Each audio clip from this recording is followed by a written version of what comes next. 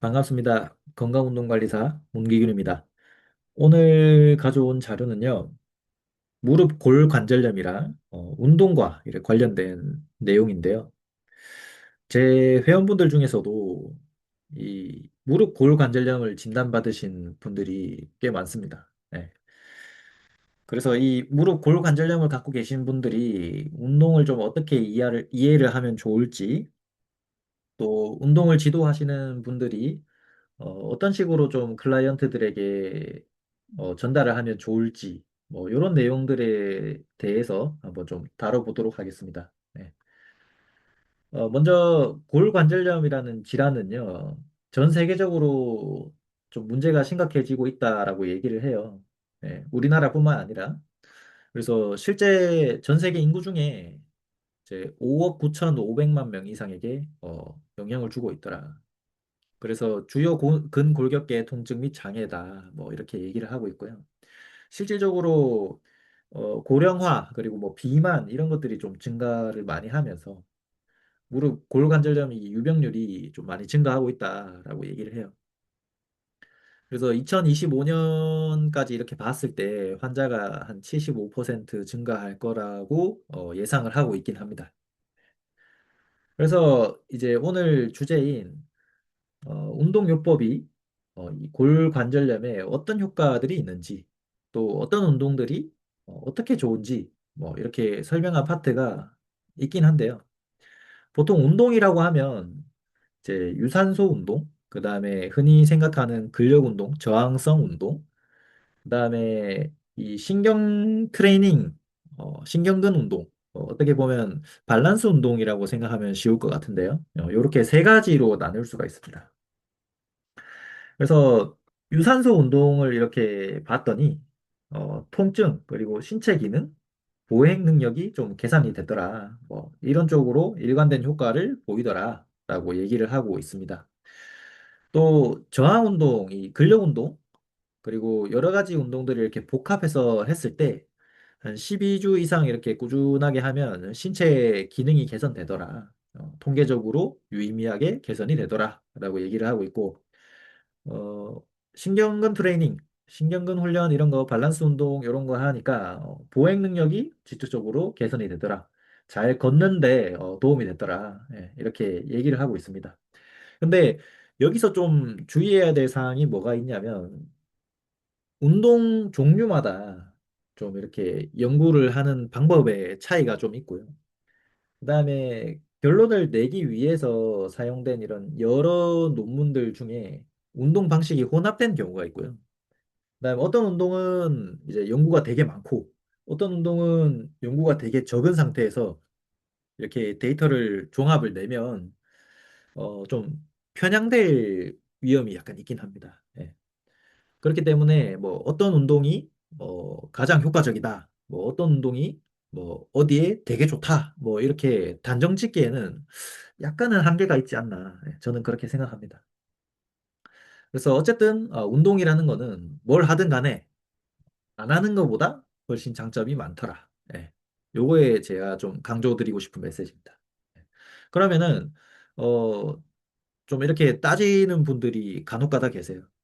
그래서 뭐 어떤 운동 하라는 거야? 뭐 어떤 게 가장 좋냐고 뭐 이렇게 얘기하시는 분들이 간혹 가다가 이제 좀 상담하면서 이런 분들이 계신데 뒤에 제가 이렇게 결론을 좀 내놨으니까 한번 끝까지 보시는 것도 좋을 것 같습니다. 예. 저는 사실 요게 제일 중요하다라고 생각하거든요. 지속성.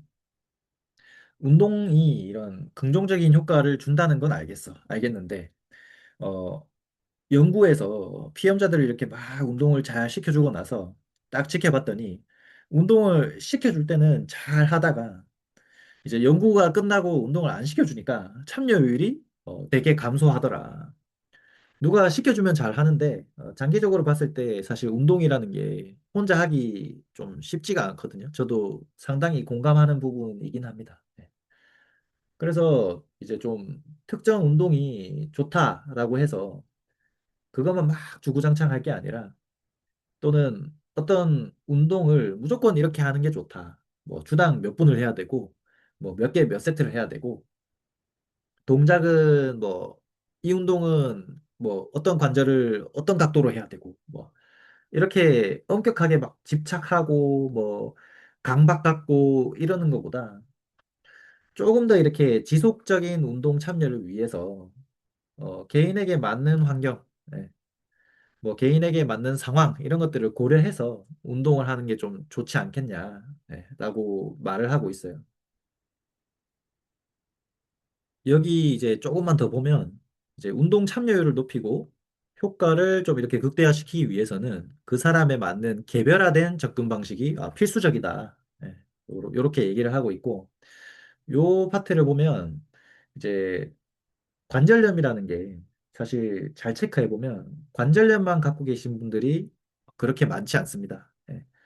요 67%가 뭐냐면 실제 골관절염 환자의 67%가 어, 여러 질환들을 같이 갖고 있더라.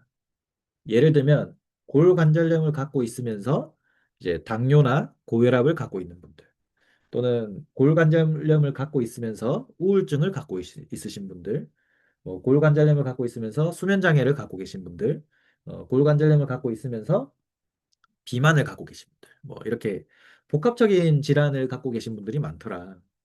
그러면은 이제 저희가 골관절염만 고려해야 될 게 아니라 거기에 맞는 좀 다양한 접근법을 운동뿐만 아니라 다양한 접근법을 그 대상자에 맞게 적용을 해야 되지 않을까요?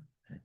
그래서 단순히 골관절염이니까 뭐 대퇴사두근 강화해야 돼, 뭐 스쿼트 해야 돼, 또는 뭐 어떤 테크닉 하면은 무조건 나을 수 있어, 뭐 이렇게 얘기하는 거는 사실 조금 한계가 있지 않나.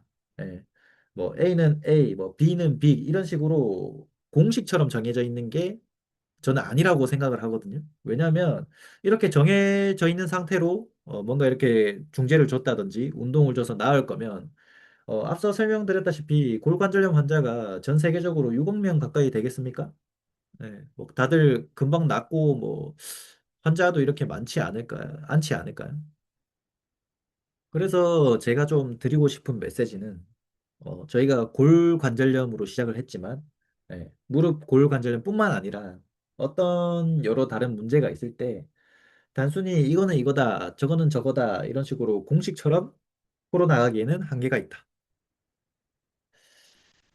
왜냐하면 특정 질환에서 이렇게 나타나는 통증이든 아니면 일반적으로 그냥 생긴 통증이든 간에 신체적으로 문제가 있어도 이렇게 통증이 나타날 수 있지만 실질적으로 뭐 사회적인 요인, 심리적인 요인 뭐 이런 것들도 되게 큰 영향을 받을 수 있다라고 저는 배웠거든요.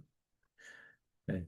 그래서 뭔가 이렇게 운동을 주든 어떤 중재를 주든 뭐 치료를 주든 이렇게 할 때 그 대상자에게 정말 필요한 거 주는 거 맞습니다. 맞는데 어, 조금 더 추가적으로 그 대상자가 선호하는 옵션이 뭐가 있는지, 또 그 대상자가 처한 환경에서 뭔가 할 수 있는지, 뭐 그 대상자의 이런 환경을 좀 같이 고려를 하는 게 저는 좋지 않을까 생각합니다.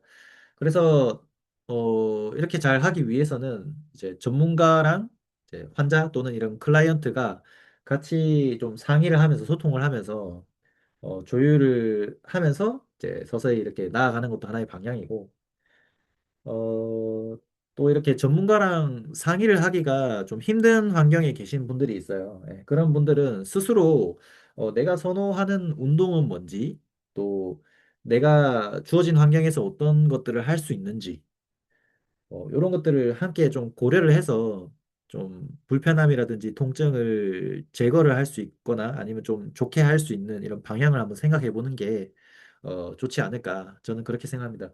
이렇게 좀 접근을 하면 환자나 뭐 이런 클라이언트 아니면 내가 골관절염을 갖고 계신 분들이라면 조금 내가 조금 더 적극적으로 임할 수 있고요. 그다음에 운동 같은 걸 이렇게 할 때 참여율도 또 좀 높일 수 있고 지속성도 좀 좋아질 수 있겠다. 저는 그렇게 생각을 하고 있습니다.